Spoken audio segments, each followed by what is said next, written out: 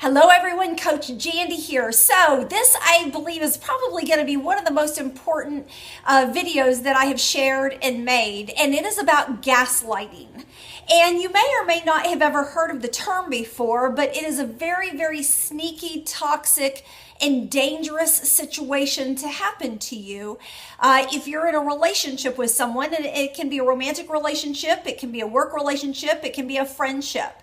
So basically, gaslighting is when someone tries to slide something by you and turn it around and make it about you. It's also connected to what I call a silent agreement, okay? Sometimes we are born in such dysfunctional situations that we get these silent agreements on board from our family because the situation was so bad, but the behavior wasn't being changed by the perpetrators, that they had to force you into basically a silent agreement to shut you up. And the way they did it was basically to gaslight you. So I'm going to read a couple pages from a book that I absolutely love and I recommend. It's by Anne Lamott, Lamott, and it's called Stitches. It's really, really good. But here's a passage that I'm going to read. If you grew up around alcoholism, and basically fill in any dysfunction, because I see this with any dysfunction, can be codependency, can be drugs, whatever. So if you grew up around alcoholism, one of the first things you learned to do was to agree not to see what was really going on. If you screwed up and said out loud that you thought something scary was happening, grown-ups would say, "Oh, for Pete's sakes, what an imagination."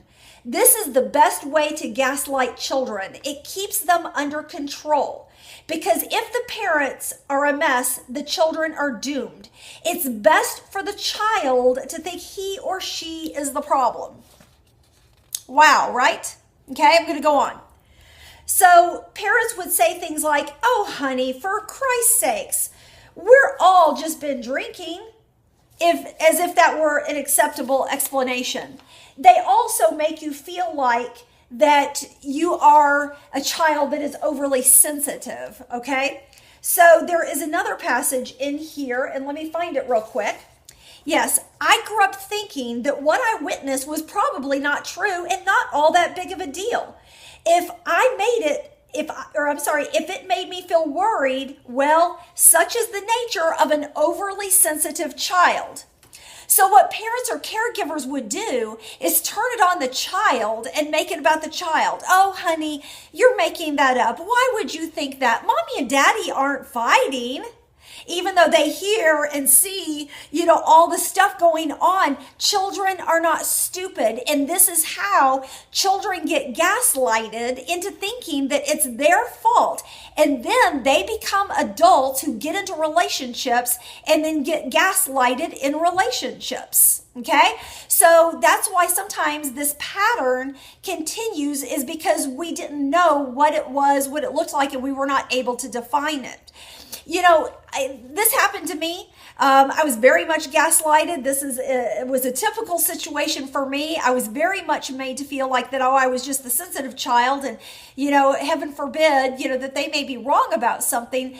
But it made me grow up accepting people's lies and things and having that silent agreement where I would not ask, even though I thought I could see what was going on, I would not approach it. I would not ask and really dive into my own situation until it was either too late, or I got hurt, or the other person ended up blowing up the relationship.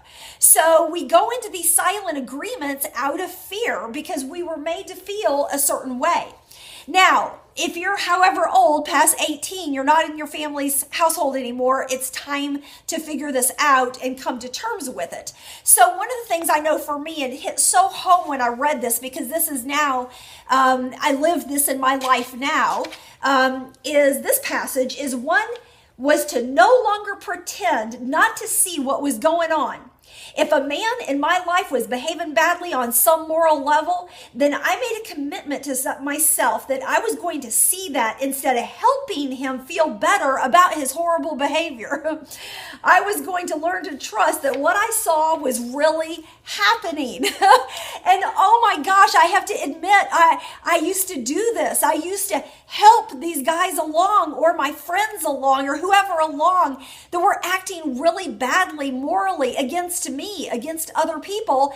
And I would chalk it up to, well, this or that, Now, I totally get that people have their own situations. And I did. I dated some people that had a really rough situation. That, yes, I understand why they did the things that they did. But at the end of the day, I had to cut ties and go, I can no longer accept that. I am no longer going to be in a silent agreement. I'm going to call this out. And I'm no longer going to make you feel good about who you are when you're treating me like shit. Okay? Or somebody else, a friend even. I mean, I've had friends that have wanted to go into silent agreements and treat me a certain way. I've had clients that have dealt with this. And so this is one of the reasons why this was such an important topic to me, because, I've worked over the years with so many clients that are in these silent agreements. They don't speak up when they see something. I had one man that I dated that I could feel something was going on, and I asked him about it, and I brought things to his attention, and there was a trust issue there, and I didn't have any proof yet. And he lied and lied and lied. And then eventually I found out that he was contacting, it was over 200 women that he was just contacting, in flirtatious, sexual ways. But he was trying to gaslight me, telling me that, I need to quit being jealous. And, he was throwing all that back at me. And I've got too many years under my belt. I was like, we're not going there. Okay. So when you start feeling and sensing that someone is not trustworthy, okay, and usually you can see the signs. They don't want to, if you're in a close relationship, of course, they don't want you to have access to their email, their phone. They don't have good excuses for things, and they constantly throw it back on that it must be about you. Then you're probably operating in gaslighting as well as some silent agreements. So buy this book. It's really good. Stitches by Anne Lamott. Very, very good. But when something's gnawing at you and you just know, you can feel something is going on, pay attention. Because many times sociopaths and high-level narcissists, they try to gaslight you by making you feel like, such the nature of a sensitive person, you just must be sensitive. It's not that at all. And they'll lie straight to your face. So look up gaslighting, look up silent agreements, look up this book, and take control of your life. You no longer have to be a victim. If you're past 18, do the work. I did the work many years ago with coaches myself to try to get out of it. It's still difficult because people are really good. Narcissists and high-level sociopaths are so talented at acting, that I can see it a lot faster, but still they try to come across my path, and they will yours too. So cut them off at the knees, all right? Have the background and the understanding to protect yourself, okay? So if you need help, call me, coachjandy.com. Also check out more videos on YouTube. Thanks a lot. Have a great day. Bye.